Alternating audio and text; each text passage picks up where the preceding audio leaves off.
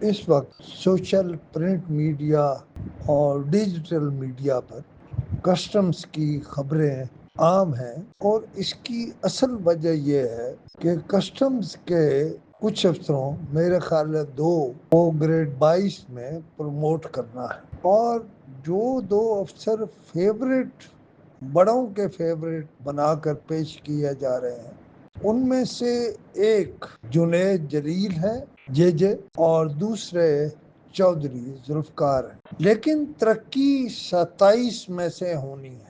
27 افسروں کو ترقی کے لیے کنسیڈر ہونا ہے، اور ان میں خواتین افسران بھی شامل ہیں، جن میں سے بعض طاقتور اور پہنچ والی بھی ہیں۔ خواتین میں سے ایک رباب سکندر ہیں اور دوسری محترمہ ثمینہ تسلیم۔ رباب سکندر وزیر اعظم کے سابق پرنسپل سیکرٹری سعید مہدی صاحب کی بیٹی ہیں۔ چیف الیکشن کمشنر راجہ سکندر صاحب کی اہلیہ ہیں، اور سابق چیئرمین سی ڈی اے جناب عامر احمد علی کی بہن ہے۔ اس لیے بعض لوگ کسٹمز کو خبروں میں رکھ رہے ہیں۔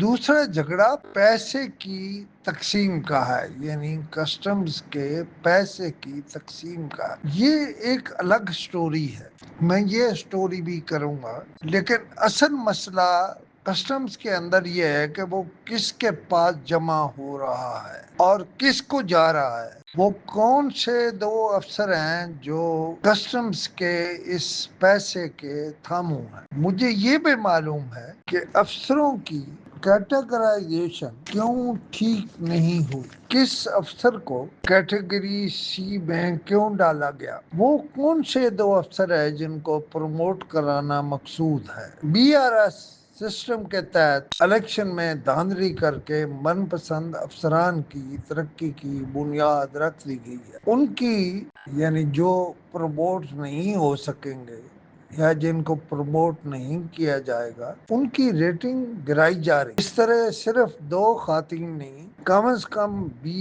25 کسٹم افسران متاثرہ ہوں گے، اور اگر ان دو افسران کو ہی ترقی دی گئی جنہیں بڑے ترقی دینا چاہتے ہیں، تو پوری کسٹم سروس میں بے چینی پیدا ہو جائے گی۔ میں کسی کا نہ سفارشی ہوں نہ طرفدار، جو بھی ہو میرٹ پر ہونا چاہیے، کیونکہ یہ تو ساری زندگی کا معاملہ ہے، ان پروموشنز نے تو ان کے ساتھ جانا ہے۔ لہذا میرا کنسرن صرف میرٹ، میرٹ اور میرٹ ہے، اس کے علاوہ کچھ نہیں۔